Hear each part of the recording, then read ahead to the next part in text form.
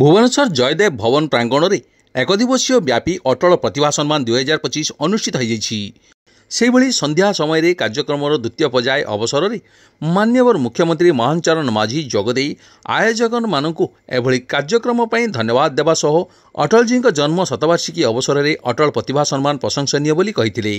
एही अवसर में संगठन सभापति विकास पाड़ी स्वागत भाषण देइथिबा बेले संगठन साधारण संपादक प्रवीर शंकर दास अटल युवशक्ति संबंध में विवरणी रखा सह ओडिशा सरकार निकट में 3टी प्रस्ताव रखिथिले, जहाँ विधानसभा और मास्टर कैंटीन रे अटलजी पुनर्वय प्रतिमूर्ति अटलजी नाम रे भुवनेश्वर में एक रास्तार नामकरण कराई उत्सर्गीकृत कराइबा, अटलजी नाम रे कौनसी एक बड़ योजनार नामकरण कराइबा तथा भुवनेश्वर कटक संबलपुर राउरकेला ब्रह्मपुर जयपुर बालेश्वर सहर में अटल भवन निर्माण कराइबा सह भुवनेश्वर में एक अटल सहायता केन्द्र निर्माण पर दाबी रखिथिले। एही सभारे अन्यमानक मध्यरे माननीय स्वास्थ्य और परिवार कल्याण मंत्री मुकेश महालिंग, माननीय शिल्प और दक्षता विकास मंत्री श्री संपत स्वाई, स्थानीय विधायक श्री बाबू सिंह, बालेश्वर विधायक मानस दत्त तथा बीजेपी वरिष्ठ नेता गोलक महापात्र उपस्थित रही वाजपेयी श्रुतिचारण करथिले। माननीय उच्च शिक्षा और संस्कृति विभाग मंत्री निज भाषण में ओडिशा सरकार अटलजी जन्म शतवार्षिकी वर्ष में हाथ को नेबाकुथिबा विभिन्न कार्यक्रम विषय में वक्तव्य कहिथिले। एही अवसर में एक स्मरणिका जुग जन्मा अटलर शुभ उन्मोचन होइतिला। एही अवसर में अटल उद्योगी रत्न भावे आलोक कौर, अटल युव प्रेरणा रत्न भावे संघप्रिय बोधिसत्व, अटल शिक्षक रत्न भावे डॉक्टर किशोर चंद्र महांती, अटल कला रत्न भावे गीतिकार सौरभ भारद्वाज, अटल साहित्य रत्न रे साहित्यक देवप्रसाद दास, अटल मित्र रत्न रे वरिष्ठ राजनीतिज्ञ समीर महांती को सम्मानित करा जायथिबा स्थले अटल श्रेष्ठ ओडिया रत्न पद्मभूषण श्रीमती प्रतिभा राय को सम्मानित करा जायथिला। सर्वशेष कार्यक्रम में आवाहक ललितेन्दु विद्याधर महापात्र धन्यवाद दे सभा समापन करथिले। एही अवसर में सभार परवर्ती पर्याय रे सांस्कृतिक कार्यक्रम आयोजन करा जायथिला। एही समस्त कार्यक्रम को जुगजन्मा अटल संपादक सर्वेश्वर जेना, मुख्य परामर्शदाता अशोक पांडित, अन्यतम परामर्शदाता उपेन्द्र भंज उपस्थित थिले। अन्यमानक मध्यरे अध्यक्ष संजय दास, उपाध्यक्ष वेणुधर दास, जनाल सभापति धीरज महांती, कोषाध्यक्ष प्रहलाद दास, युव सभापति सौभाग्य नायक, महिला सभापति मधुश्री पंडा, स्वर्णप्रिया खंडेलवाल, अपराजिता सेन, परामर्शदाता सूरत विश्वाल, मानस भंज, उमेश चैनी, महेश सिंह, युव आवाहक अभिषेक आचार्य, जितेन मिश्र, प्रद्युम्न पाणिग्राही, नितेश रथ, संगमित्रा महांती, प्रतीति बेहेरा, लक्ष्मीप्रिया महाकूट, संदीप बारिक, प्रमोद बारिक, रंजन साहू,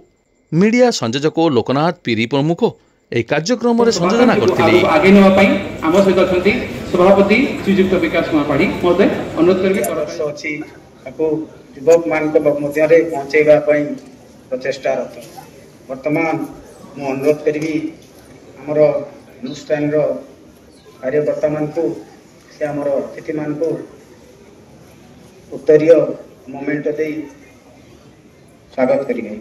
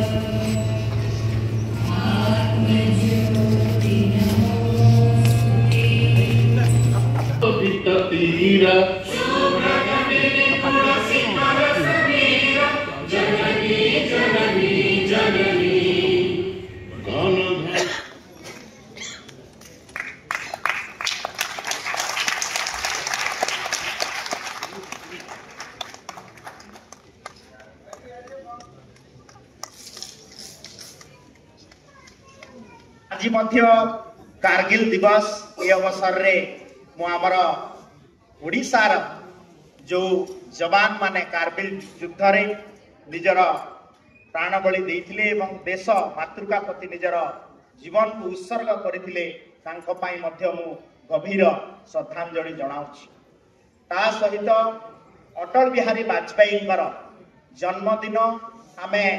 डिसेम्बर 25 रे सुशासन दिवस हिसाब रे पूरा भारत वर्ष रे पालन करथाउ। यह निश्चित भाव रे आम पाई आमर भारत रत्न अटल बिहारी वाजपेयी जो कार्यकलाप गुड गवर्नेंस ताहा मध्य सूचाई थाए एवं तार जन्म दिवस को आज आम 100 वर्ष रे ई वर्ष तमाम आम पालन करूछु।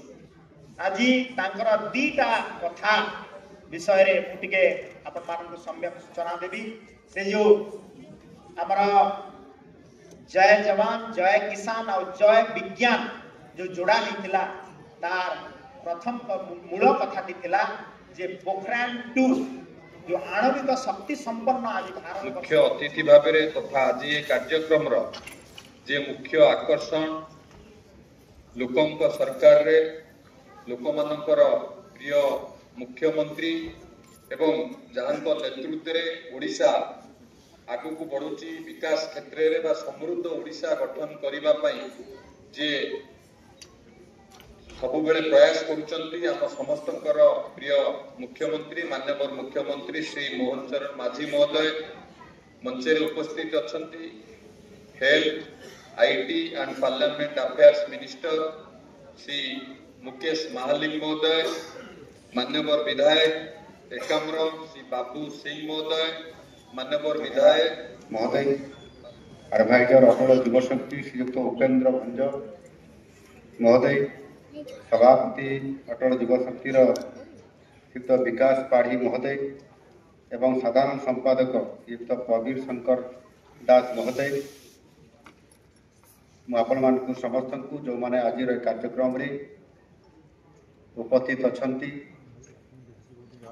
समस्त मोर प्रिय भाई भणी मान को नमस्कार।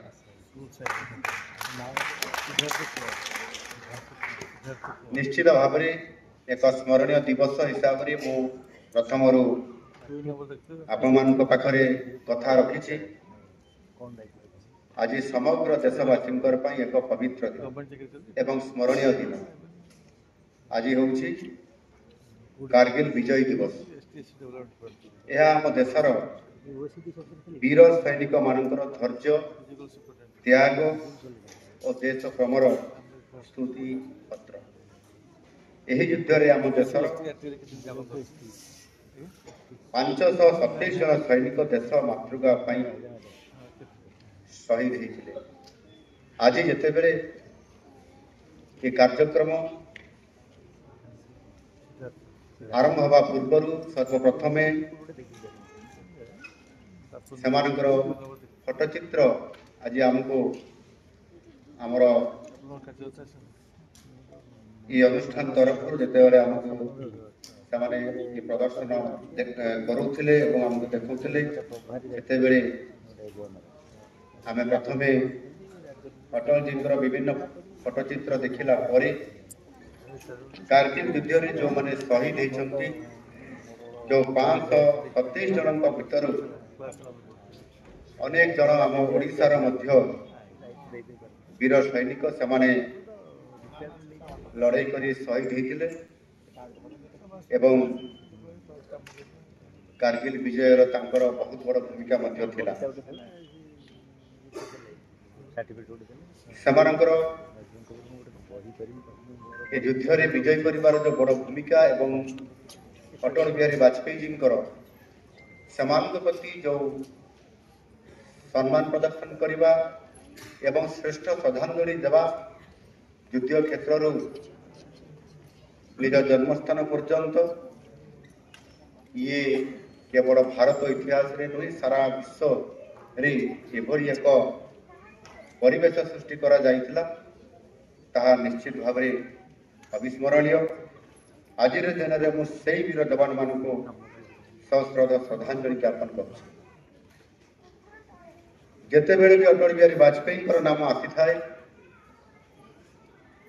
आम स्मृति रे सब बड़े आसे एवं आम स्मृति रे सब बड़े मन पड़े पोखरान परमाणु परीक्षण एवं कारगिल विजयर कथा।